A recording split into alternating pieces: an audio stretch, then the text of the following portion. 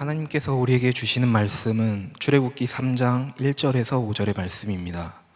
제가 보는 성경으로 구약 83쪽입니다.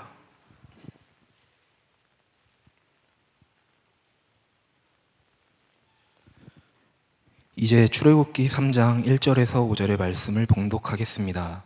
다 함께 일어나셔서 하나님의 말씀을 경청하시기 바랍니다. 모세가 그의 장인 미디안 제사장 이드로의 양떼를 치더니 그 떼를 광야 서쪽으로 인도하여 하나님의 산 호렙에 이르매 여호와의 사자가 떨기나무 가운데로부터 나오는 불꽃 안에서 그에게 나타나시니 그가 보니 떨기나무에 불이 붙었으나 그 떨기나무가 사라지지 아니하시는지라. 이에 모세가 이르되 내가 돌이켜 가서 이 큰 광경을 보리라. 떨기나무가 어찌하여 타지 아니하는고 하니 그때에 여호와께서 그가 보려고 돌이켜 오는 것을 보신지라. 하나님이 떨기나무 가운데서 그를 불러 이르시되 모세야 모세야 하시매 그가 이르되 내가 여기 있나이다. 하나님이 이르시되 이리로 가까이 오지 말라. 내가 선 곳은 거룩한 땅이니 내 발에서 신을 벗으라. 아멘. 수련회를 보내는 가운데 있습니다. 이번 수련회 주제 우리 같이 한번 외쳐볼까요? 함께 수련회 주제 함께 읽겠습니다. 시작. 너는 여호와를 기다릴지어다. 아멘. 여러분, 하나님을 기다리고 계시고 오늘 또 이 수련회 계속되는 일정 안에 주일 예배가 또 있게 되었는데 하나님 여러분을 찾아오셔서 말씀하여 주시고 역사하실 것을 기대하십니까? 아멘. 여기서는 아멘 했고 이렇게 아멘 잘 기대하셔야 합니다. 하나님께서 여러분들을 이 시간 안에 우리 천안중앙교회 청년으로 그리고 우리가 올해 이 주제를 가지고 우리가 함께 수련회를 갖게 되는 이 시간들은 그냥 그렇게 우연히 찾아온 시간 혹은 임 목사님이 이번 수련회 주제를 이렇게 정했기 때문에 그렇게 됐다 생각하지 않았으면 좋겠습니다. 하나님의 계획하심에는 그 어떤 것도 그냥 지나가는 법이 없습니다. 그렇게 여러분들이 기대하셨으면 좋겠고 좀 피곤할 것 같다는 생각도 좀 듭니다. 우리 좀 서로 응원하자고 힘내자는 마음에서 우리 좌우 옆에 분들 바라보며 활짝 웃어서 우리 교제 인사 나눌까요? 하나님을 기다립시다. 하나님을 기다립시다. 하나님을 오 좋아요. 어머 하나님을 기다립시다. 와 하나님을 기다립시다. 기대해야죠. 우리가 이것을 위해서 이렇게 많은 시간을 준비하였는데 기대해야 됩니다. 저도 좀 몸이 피곤합니다. 피곤이 회복이 이렇게 안 될 줄 알았다면 휴가를 빨리 가는 게 아니었는데 여러 가지 많은 고민이 좀 있습니다. 근데 제가 이름을 밝힐 수는 없지만 이게 설교에 올라오기 전에 한 형제가 저에게 갑자기 카톡을 보내왔습니다. 목사님, 항상 웃는 모습으로 그렇게 밝게 있으신 모습에 너무 고맙습니다. 따뜻한 문자가 저에게 다가와서 얼마나 위로가 되었는지 모릅니다. 제가 그걸 계속 문자 달라는 얘기는 아니에요. 제 010-6485-524 아무튼 너무 감사했습니다. 저도 물론 피곤하지만 여러분들을 볼 때마다 제 마음 안에 이렇게 계속해서 갖고 있는 기대감과 기쁨을 끌어올리려고 합니다. 왜냐하면 어떻게 여러분들이 저를 만나게 되고 또 저에게 지나가는 말 한마디라 할지라도 어떠한 감정들을 느끼게 될지 모르기 때문에 제 감정과 상관없이 텐션을 끌어올리려고 합니다. 그런 점에서 지금 계속 원고에 없는 얘기해서 미안합니다. 3시 반까지 끝내야 되는데 반드시 끝내겠습니다.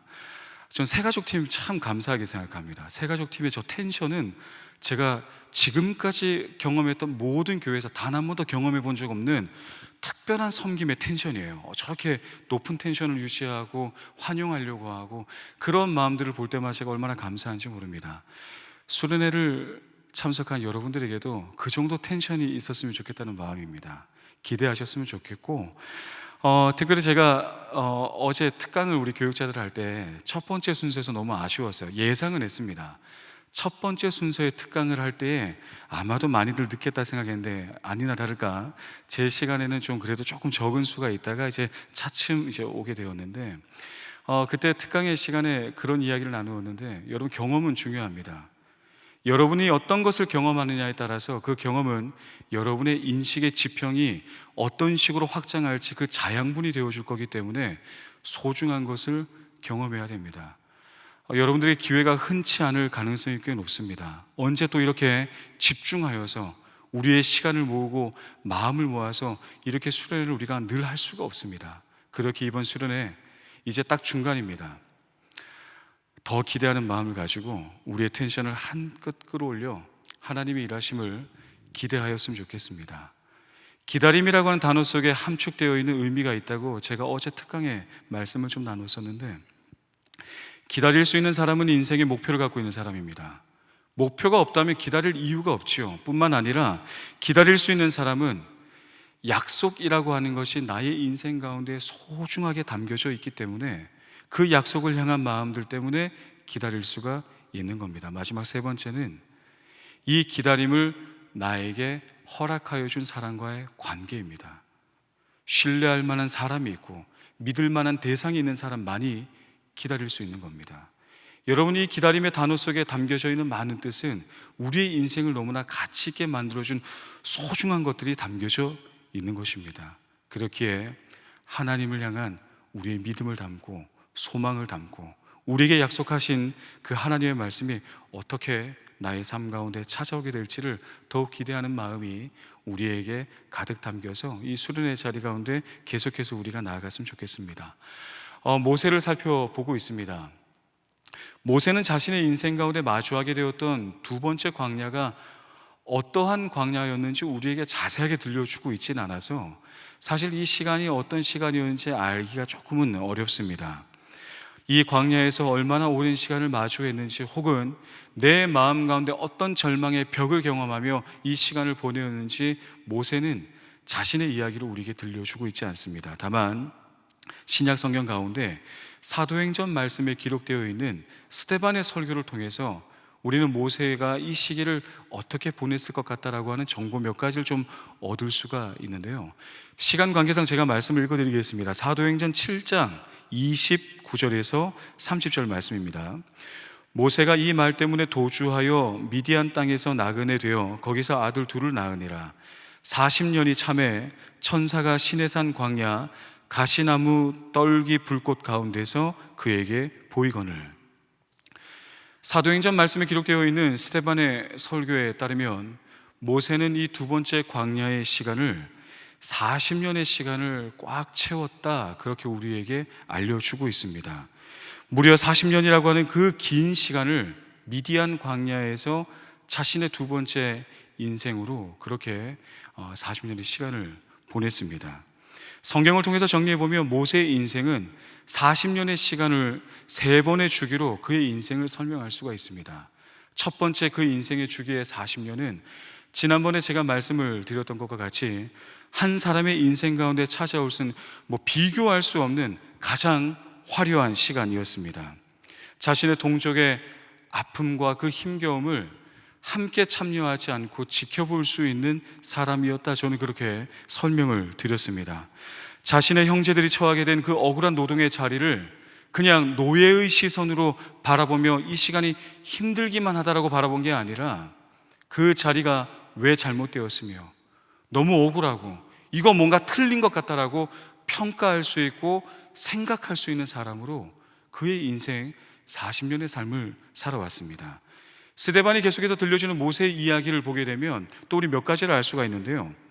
22절, 사도행전 7장 22절에서 23절 제가 읽어드립니다. 모세가 애굽 사람의 모든 지혜를 배워 그의 말과 하는 일이 능하더라. 나이가 40이 되매 그 형제 이스라엘 자손을 돌볼 생각이 나더니 라고 우리에게 말씀하여 주고 있습니다. 아마도 우리에겐 다 전해지진 않았지만 초대교회 당시 모세의 삶이 어떠하였는지를 조금 더 알 수 있을 만한 그런 정보가 스데반을 비롯하여서 당시 유대인들에게는 이미 좀 전달되었던 것 같습니다. 모세는 자신의 두 어머니의 헌신으로 말미암아 애굽의 지혜를 다 배울 수가 있었고, 그들의 말과 애굽에서 행하는 많은 일들 가운데 그냥 그 일을 할 수 있는 정도가 아니라 탁월함의 사람으로 그 일들을 능히 해내는 영향력 있는 사람이었다, 그렇게 모세의 삶을 이해할 수가 있겠습니다. 그의 나이가 40이 되었을 즈음에 지난번에 함께 살펴본 것처럼 자신의 형제 이스라엘 민족이 당면하게 되었던 처지를 외면하지 않았습니다. 아, 다행이다. 내가 저기 없어서 너무 다행이다. 혈통 같다는 거 들키면 어떡하지? 피부색을 지워버릴까? 그렇게 하지 않았어요. 오히려 그들의 아픔 가운데 공명하며 내가 이제 그들을 돌보아야겠다. 그리고 그들의 아픔 가운데 내가 할 수 있는 무언가를 선택해야겠다. 그렇게 자신의 인생의 그림을 자신 스스로가 선택하게 되었습니다. 화려함의 시간, 탁월함을 인정받았던 그 40년의 시간, 그리고 자신의 동족과 달리 그들의 인생을 지켜볼 수 있는 사람으로 그렇게 자신의 삶을 보내었고, 이제 주체할 수 없는 그 마음을 담아내기 위해서 자신의 동족을 위해 형제들을 돌보리라 그렇게 생각을 품었고 행동에 옮기게 되었습니다. 안타까운 것은 모세가 기대한 것과 다른 결과가 있게 되었을 때에 모세는 더 다른 선택 어떤 것을 하지 못하고 자신의 생명을 살리기 위해, 자신의 인생 하나만큼은 보존하기 위해 그렇게 동굴로 도망하듯 미디안 광야로 그의 인생을 다시 한 번 더 이어가게 되었고, 그것이 그의 인생 두 번째 주기 40년의 삶의 시작이었습니다. 모세에게 이렇게 찾아온 두 번째 40년 미디안 광야의 삶, 그 인생의 주기를 보낼 때 모세의 심정은 어땠을까요? 그냥 광야에서 태어났거나 아니면 광야의 삶이 나의 인생 가운데 늘 그냥 익숙했던 삶이었으면 모르겠지만, 본문에서 모세가 어떤 마음이었다라고 우리에게 다 들려주지 않는다 할지라도 우린 충분히 짐작해 볼 수가 있습니다. 화려함을 경험했습니다. 탁월함을 인정받았습니다. 모든 것을 스스로 할 수 있겠다라고 결정할 수 있을 만큼의 삶을 살다가 찾아온 미디안 광야의 시간, 얼마나 낙담되었겠습니까? 짐작해 보건대 끊임없이 후회했을 거예요. 내가 그때 그 선택을 하지 않았더라면, 내가 왜 그때 오지랖을 부렸을까? 내가 그걸 안 했더라면, 만약 그때 그게 없었더라면 내 인생이 애굽에서 어느 정도 위치에 있었을 텐데 라는 생각을 끊임없이 반복하며 40년의 시간을 아마도 그는 보내었을 것 같다라고 짐작해 볼 수가 있습니다. 그리고 또 우리가 하나 주목해야 될 게 있는데, 이 시기에 모세의 직업이 무엇이었습니까? 우리 함께 읽었던 본문의 말씀, 함께 보았던 말씀, 출애굽기 3장 1절 말씀 같이 한번 읽어볼까요? 1절 함께 읽겠습니다. 시작.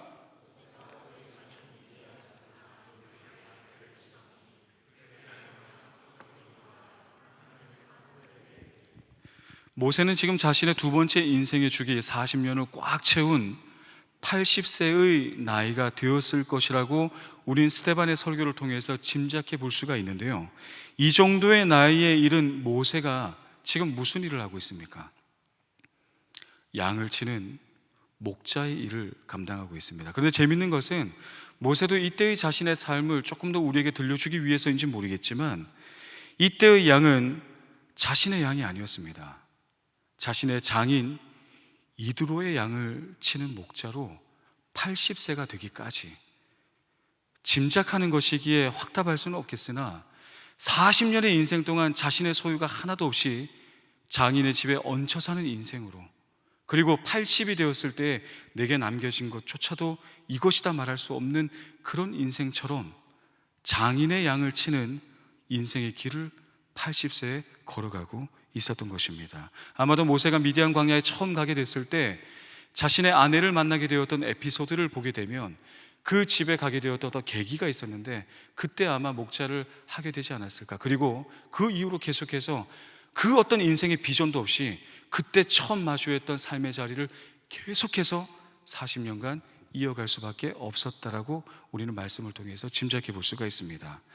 미디안 광야에서 40년의 시간을 보내는 동안 내 것은 아무것도 없고 나의 소유라고 말할 수 있는 것은 단 하나도 없는 장인의 집에 얹혀 사는 모습으로 양을 치는 목자로 그의 인생을 40년간을 보냈습니다. 화려한 인생 40년을 보내었기에 이 시간이 더 허무하게 다가오진 않았을까요? 과거 단 한 번의 선택, 그 한 번의 선택만 아니었다면 내 인생의 그림이 달랐을 텐데, 후회하고 누구도 알아주지 못하는 사람들에게 말할 수 없어 그렇게 곱씹으며 자신의 인생을 40년간 더 살아가며 그렇게 그의 삶을 걸어왔을 것입니다.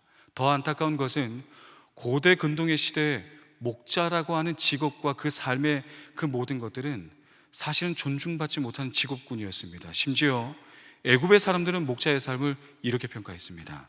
창세기 46장 33절에서 34절 말씀을 한번 찾아볼까요? 출애굽기 바로 앞에 있죠. 창세기 말씀입니다. 창세기 46장 몇 장만 조금 앞으로 당겨 보세요. 말씀을 찾아보는 것도 하나의 훈련이기에 한번 찾아봅시다. 창세기 46장 33절에서 34절 연이어서 읽겠습니다. 함께 읽겠습니다. 시작.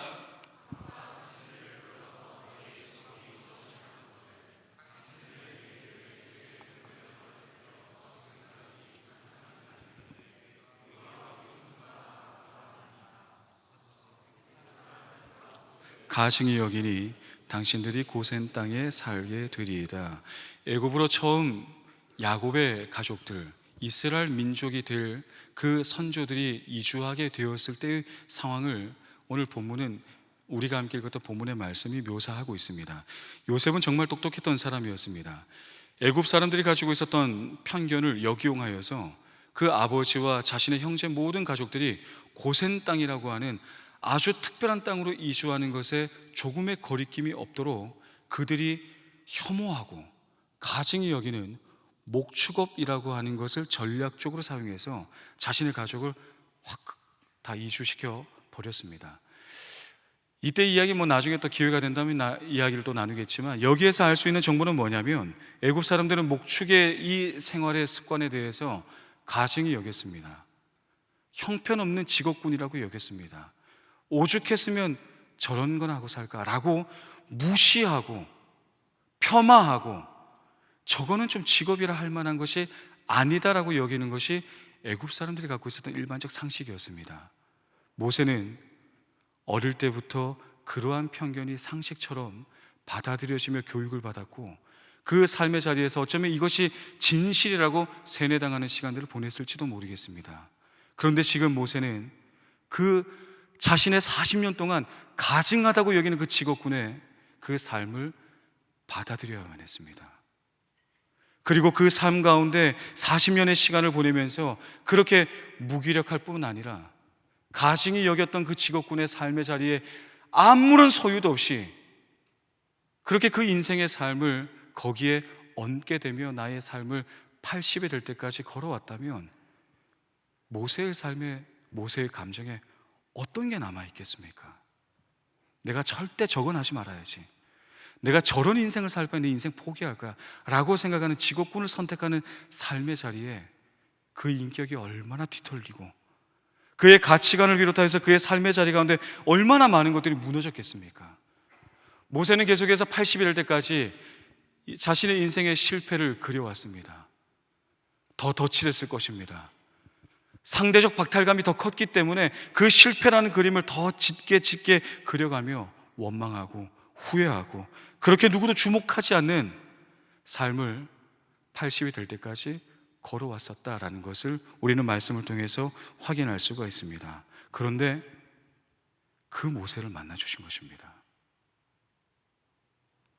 다시 얘기하면 모세가 하나님을 만날 수 있을 것 같은 어떤 준비를 아무것도 하지 않았다는 거예요.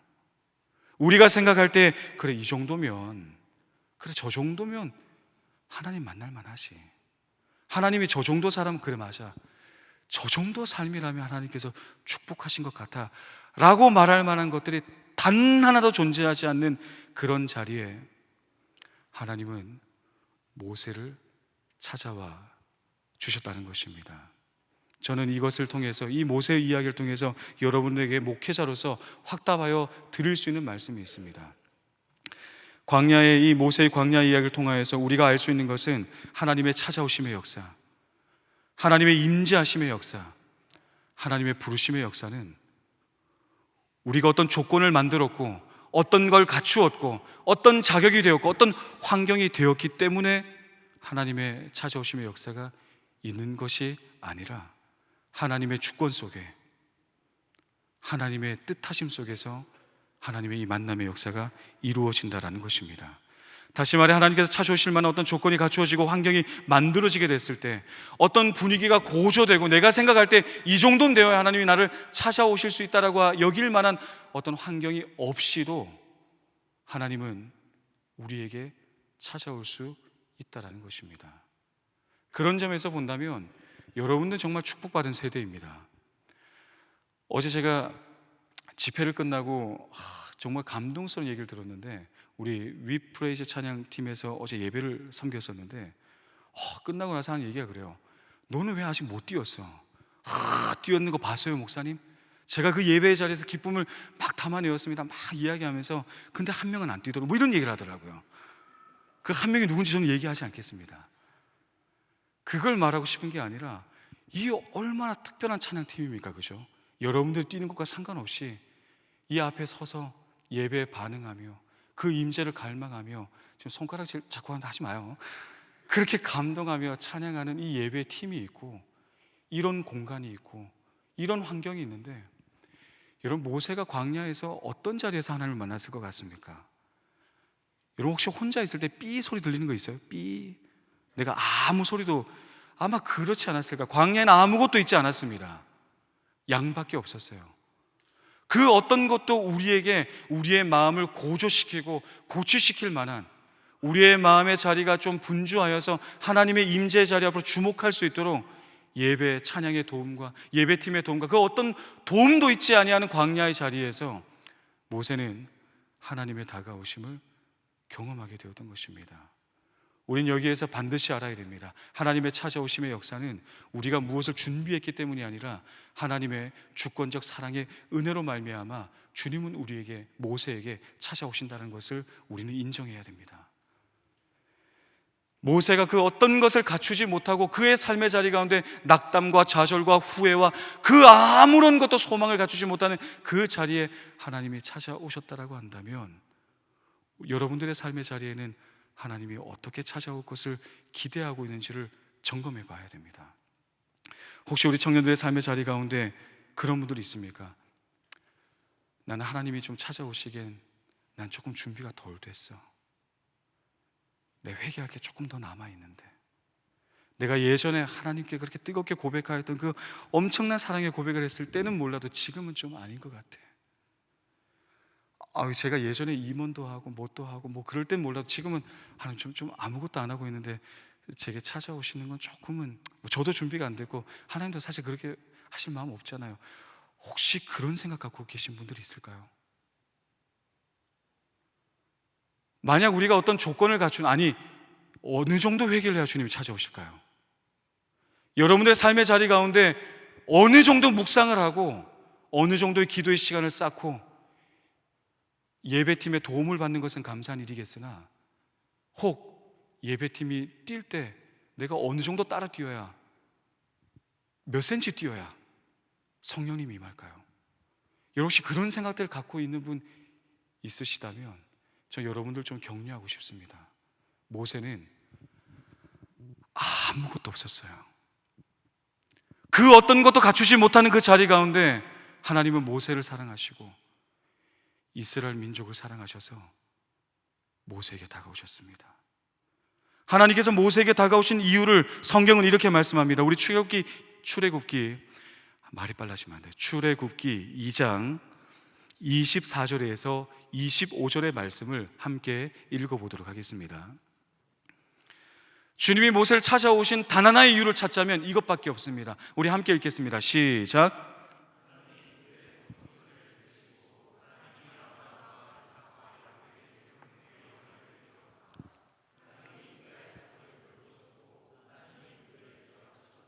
하나님께서 말씀하셨습니다. 모세야, 그래, 너 이제 회개가 좀 충분히 되었으니까 내가 너에게 찾아갈게 라고 말씀하신 게 아니에요. 그래, 네가 이제 나를 좀 예배할 준비가 되었구나. 너의 삶을 보니까 40년 동안 내가 좀 너를 만날 정도로 네가 어떤 걸 갖추었구나. 그래, 내가 이제 찾아가 줄게라고 말씀하신 게 아니라 이스라엘을 사랑하셨습니다. 고통 가운데 있는 그 이스라엘을 내가 찾아가서 그들을 구원해 내리라. 그 마음을 가지신 하나님께서 모세를 통해서 일하시고자 하신 계획을 갖고 계셨기에, 그리고 모세를 사랑하셨기에 모세 한 사람이라고 하는 인생을 상징적으로 사용하시기 위한 하나님의 뜻과 계획이 있었기 때문에 모세에겐 좀 혹독한 시간이긴 했으나 모세에게 다가와 주신 것입니다. 모세가 무엇인가를 갖춘 것이 아무것도 없다 할지라도 여러분들의 삶에 그 어떤 것이 준비가 되었고 충분한 회개가 되었고 내 삶이 하나님께서 보시기에 합당할 만한 어떤 신앙의 형태와 패턴을 갖추고 있지 못하다 할지라도 여러분들에게 주신 이 말씀을 가슴에 품는 것은 어떤 제약도 없습니다. 너는 여호와 하나님을 기다릴지어다. 하나님을 만나야 합니다. 지금 여러분의 삶이 어제까지도 어떤 삶이 있어도 어떤 삶이 있었는지 괜찮아요. 중요한 건 나에게 찾아오실 수 있는 하나님의 사랑이 있다는 것을 신뢰하셔야 됩니다. 그 마음으로 기다려야죠. 하나님 나에게는 좀 찾아오시기가 좀 어렵지 않을까요? 그 마음을 만약에 갖고 있다라고 한다면, 아니면 나에게는 아직 준비가 되어 있지 않아요, 난 좀 뭔가가 더 필요한 것 같은데, 이런 마음을 갖고 있다면 우리가 어떻게 하나님을 기다릴 수가 있겠습니까? 여기에서 설교가 끝나도 좋겠지만 오늘 본문은 사실 하나님의 이러한 다가오신 가운데 우리가 주목할 만한 모세에게 하나의 반응을 요구하셨습니다. 순서는 매우 중요합니다. 하나님께서 모세에게 다가오셨을 때 모세에게 이러한 반응을 요구하셨습니다. 내 발에 있는 뭘 벗으라? 신을 벗으라. 네가 서 있는 땅은 거룩한 땅이니 신을 벗고 내게 나오라 말씀하셨습니다. 여러분, 근데 순서가 중요해요. 모세가 여기는 거룩한 땅이 될 수 있어, 그러니까 내가 신을 벗고 여기 서 있으면 하나님이 찾아오실 거야 라고 해서 찾아오신 것이 아니라 하나님이 찾아오셨고 하나님께서 이 땅이 거룩한 땅이라 알려주셨고 네가 이곳에 오려면 신을 벗어야 된다 말씀하셨다는 사실입니다. 우리 모두 다 신을 벗고 주님의 그 임재를 갈망한다면 누구나 그 자리 가운데 이룰 수가 있습니다. 사실 이 신벗음이 갖고 있는 의미는 참 여러 가지 의미가 있습니다. 아마도 많이 들었을 만한 해석과 설교가 있었을 거라 생각을 하는데요, 만약 이 신발이 갖고 있는 의미에 이런저런 의미를 담는다면 또 역시나 이 자리 가운데 나오는 그 거룩한 땅 가운데 나아가는 것의 의미가 여러 가지로 확장되어 해석될 수 있다고 생각합니다. 만약 그 신발의 의미가 나에게 있어서는 권리를 의미하는 형태를 그 당시에 갖고 있었던 의미가 있다라고 한다면 권리를 내려놓고 주님 앞에 나아가는 것을 뜻할 수도 있습니다. 사실 룻기의 말씀을 보게 되면 보아스가 룻을 맞이하게 될 때에 그 많은 에피소드를 우리에게 들려줄 때에 기업 물을 행동을 하는 그 집안의 상징적 행동에 신발을 벗는 행위가 드러납니다. 뿐만 아니라 이 당시에 권리 스스로를 갖고 있었던 사람들만이 신발을 신었다라고 해석하기도 합니다. 노예들은 신발이 없었다라고 하는 설명 또한 일리가 있는 설명입니다. 그렇기에 하나님 앞에 나아갈 때 나의 권리를 다 내려놓고 하나님의 주권을 인정합니다라고 나아가는 해석도 아주 건강한 해석입니다. 뿐만 아니라 이 신발의 의미가 때때로 우리의 감정과 삶의 흔적을 의미할 수도 있겠죠. 그 신발은 너무나 많은 것들이 묻어있기 때문에 내 삶의 자리를 다 내려놓고 주님만을 바라보는 그 거룩의 자리 가운데 들어가는 것 또한 해석의 의미일 수 있을 것입니다. 그런데 저는 오늘 본문의 말씀을 통해서 이 당시 갖고 있었던 문화적인 해석을 여러분에게 좀 하나 들려주고자 합니다. 과거 신발을 벗는다라고 하는 것은 고대 근동의 문화에서는 손님이 주인의 집에 나갈 때 마땅한 예의였습니다. 이건 너무나 마땅한 것이어서 어쩌면 그냥 더 다른 설명이 필요 없었습니다. 주인의 집에 들어갈 때 이곳은 내가 방문하는 집의 소유이니 내가 예를 갖추어서 신을 벗고 그 주인이 초대하는 자리 가운데 내가 격식을 갖추고 예의를 갖추어서 나아가겠습니다라는 고백이었다고 합니다. 그런 점에서 우리가 오늘 본문의 말씀을 보게 된다면 거룩한 땅이라고 말씀하신 그 하나님의 말씀 앞에 모세가 한 행동은 이곳은 바로 성소이니 주님의 거처이니 내가 주님의 거처 안에 들어가겠습니다, 입장하는 것입니다. 사실 우리가 만약에 주인의 이 초대 가운데 손님된 자로서 그 주인의 초대에 반응하기 위해서는 마땅히 신발을 벗어야 합니다. 신발을 벗지 않는 사람은 그 주인의 초대 가운데 이룰 수가 없는 거예요. 주인이 아무리 많은 식사를 차려놓았다 할지라도, 그 주인이 그 자리 가운데 많은 교제의 자리를 만들어 놓았다 할지라도 신발을 벗지 않고서는 그 교제의 자리를 출발할 수도 시작할 수도 없는 것입니다. 그렇기에 이 신발을 벗는 것은 사실 우리의 반응일 뿐이에요. 여러분, 오늘 이 예배의 자리 가운데 저는 확신합니다. 주님은 이곳에서 임재하셔서 우리의 예배를 받으십니다. 믿으십니까? 그렇기에 우리가 예배하는 거죠. 형식을 갖추고 예배팀이 섬기고 우리 그렇게 예배의 자리 앞에 나왔습니다. 그런데 이곳 가운데는 아직 신발을 벗지 못해서 예배에 초대는 되었지만 들어오지 못하는 사람이 있을 수 있다고 저는 생각합니다. 또 어떤 사람은 신발을 벗고 이 같은 공간임에도 불구하고 어떤 사람은 신발을 벗고 주님의 다가오심을 경험하고 주님의 임재를 경험하고, 어떤 사람은 이 같은 공간 안에 있었지만 내가 아직 태도와 자세가 주님 앞에 나갈 준비가 되어 있지 않기에 여전히 겉돌며 구경하고 있는 사람도 있다고 저는 생각을 합니다. 우리가 신을 벗고 주님 앞에 나아갑시다. 그 신은 여러 가지 의미가 되겠죠. 아까도 제가 여러분에게 설명드렸지만 하나님의 주권을 인정하는 것, 나의 권리를 내려놓는 것이 어떤 이에겐 신발 벗음이 될 수도 있을 것입니다. 어떤 사람에겐 회개가 될 수도 있겠죠. 또 어떤 사람에게는 나의 마음 가운데 이미 포기하였던 소망일 수도 있을 것입니다.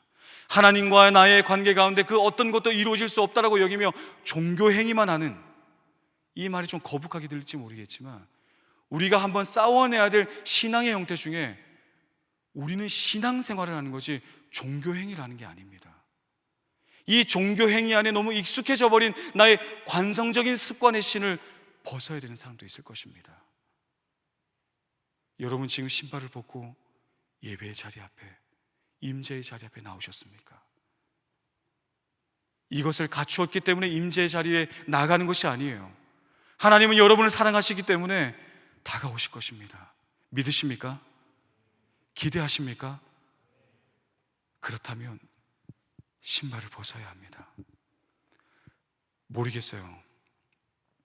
하나님께서 여러분들에게 어떻게 다가오실지, 어떠한 말씀을 하실지, 그리고 여러분 각자에게 무엇을 말씀하시며 어떤 소망과 어떤 기대감을 주시며 강력한 임재의 역사를 주실지 제가 다 이해할 수 없습니다. 그런데 꼭 들려주세요. 저는 기대하고 있거든요. 여러분들과 함께 하나님의 그 강렬한 임재를 경험하고 첫사랑이 회복되어지는 사람들의 고백을, 하나님이 나를 통해서 일하실 것에 대한 꿈을 다시 꾸게 되었던 일들을, 아니면 그런 거창한 것이 아니어도 하나님이 나를 사랑하시는 것을 느끼는 사람이든, 우리가 이제 목회자들과 함께 릴레이 특강을 준비하면서 고민했던 것이 있습니다. 여러분 각자의 삶의 자리 가운데서 많은 신앙의 형태들이 있을 것인데 모태신앙은 모태신앙들만의 신앙의 고민이 있을 거예요. 마치 체험신앙이 진리인 것처럼 이야기하는 많은 사람들에게 상대적으로 내가 뭔가 잘못되었나? 그렇지 않다라고 하는 것을 에녹 전사님이 말씀해 주셨을 것입니다. 여러분의 삶의 자리 가운데 잔잔하게 다가오시는 하나님의 일하심의 역사가 있다는 것을 임성광 목사님이 말씀해 주셨을 것입니다. 그리고 뜨거운 강렬한 체험의 역사와 하나님의 일하심의 역사가 나의 인생의 특별한 경험을 통해서도 허락하여 주셨다는 것을 저도 나누었고, 갑자기 이름이 생각나서 미안합니다. 이럴 때가 있어요. 서민기 목사님, 제가 예배자로서 존경하고 사랑하는 우리 서민기 목사님이 나누어 주셨습니다. 사랑합니다. 여러분들의 이야기는 무엇일까요? 기대합니다. 정말로 기대합니다. 우리가 주님의 그 임재를 사모하고 기대하는 것 가운데 여러분의 어떤 자격이 있기 때문에 우리가 이 임재의 은혜를 사모하자는 것이 목표였다면 수련회 이렇게 준비 안 했을 겁니다. 50일 특별 말씀 운동을 하고 여러분 특별 새벽 기도회를 하고 이 자리에 참석한 자만이, 50일 전일 참석한 자만이 은혜가 있을 것이다. 우린 그렇게 준비했을 거예요. 하지만 우리 그렇게 준비하지 않았습니다. 왜냐하면 하나님의 다가오심은 우리가 무엇을 했기 때문이 아니라 하나님의 특별한 사랑과 은혜와 주권적인 역사가 있다라고 하는 것을 우리가 믿기 때문입니다. 여러분 각자에게 다르게 임할 수 있어요. 근데 문제는 무엇이냐면 아무리 많은 것들을 준비하여도 여러분 신발을 벗지 않으면 그 자리에 들어갈 수가 없는 거예요. 여러분들에게 이 임재의 자리가 있다라고 우리가 공간을 만들고 자리를 만들고 예배팀들이 막 펄쩍펄쩍 튀면서 나에겐 이런 은혜가 있다라고 막 아무리 이야기해 본들, 여러분들이 만약 신발을 벗지 않으면 체면의 신발, 죄책감의 신발, 자격의 신발, 권리의 신발, 그 어떤 신발이 어떤 신발을 벗지 않으면 여러분은 구경하게 될 것입니다. 사실 저는 이렇게 표현하는 게 맞는지 모르겠지만 저녁 집회의 그 기라성 같은 목사님을 예비하는 자입니다. 여러분들에게 어떤 말씀을 나눌까 엄청 고민을 많이 했습니다. 오늘 저녁에 집회 있는 거 아시죠? 혹 여러분 중에 수련회를 아직 참석 안 하고 주일 예배만 참석하고 돌아가겠다라고 강팍한 마음을 먹고 있는 사람이 있다면 단 한 명도 남김없이 체육관으로 다 가세요. 에녹 전사님과 제가 등록받을 준비를 하고 있습니다. 우리 임원들이 바쁘다고 우리 보고 등록을 받으래요. 감사합니다. 이렇게 바빠 죽겠는데 또 하래요? 뭐 하죠 뭐. 스캔합니다. 누가 도망가나 안 도망가나 다 오세요. 기대하셨으면 좋겠습니다. 기대하셔야 됩니다, 여러분. 저도 그런 마음이 있습니다. 제 인생에도 광야가 있어요. 제가 사실 광야 시리즈로 뭘 더 하려고 하는데 우리 이제 9월 예배와 10월 예배, 11월 예배 각 예배를 기획한 게 있어서 광야 시리즈를 오늘까지만 하고 제가 또 다른 말씀을 좀 준비하고 있습니다만 여러분의 인생의 광야가 잘못된 게 아니에요. 전 그 말을 꼭 하고 싶습니다. 어제도 들었겠지만 우리 목회자들의 나눔을 들었을 때 우리의 나눔 그리 화려하지 않았습니다. 그러나 하나님께서 우리를 불러주시고 우리에게 이 은혜의 자리를 허락해 주셨기 때문에 그 자격으로, 그 십자가의 자격으로 우리 여러분들에게 말씀을 나누는 것이, 여러분보다 제가 뭐 더 특별할 게 없어요. 제 광야 이야기를 또 몇 번 이 필살기를 계속 꺼낼 수는 없으니까 부분 좀 꺼낼 생각입니다. 어제 잠깐 꺼냈는데 막 감동의 쓰나미 아니었습니까? 그죠? 또 있어요, 제가 경험했던 광야가. 근데 그 광야의 자리마다 제가 여러분에게 확답할 수 있는 건 그 광야의 자리에 하나님을 만났기 때문에 제가 지금 살아갈 수가 있는 겁니다. 여러분의 삶의 자리 가운데 그 어떤 광야도 문제가 있는 광야는 없습니다. 그러나 하나님이 없는 외로움의 광야는 있을 수 있어요. 잘못된 광야는 없을 수도 있으나 여러분 혼자 외롭고 고독하고 찢어지며 그 어떤 누구에게도 도움을 요청할 수 없는 인격이 뒤틀려 버리고 수치스럽다라고 여겼던 그 목자 일을 감당하며 40년 동안 80세가 될 때까지 내 것 하나도 없는 그런 인생을 살아가는 외로움의 광야는 있을 수 있습니다. 왜 거기에 머물러 있으려고 하십니까? 임재의 자리를 사모하시고 하나님을 만나셔야 됩니다. 그 만남의 자리가 뜨거울 수도 있고 잔잔할 수도 있고 괜찮아요. 중요한 건 하나님이 여러분에게 여러분이 이해할 수 있는 방식으로 찾아오실 것입니다. 마음을 여시고 기대하시고 그렇게 신발을 벗을 준비를 하며 체육관에 갈 때 신발 벗지 마시고 체육관에 다 가요. 지켜봅니다.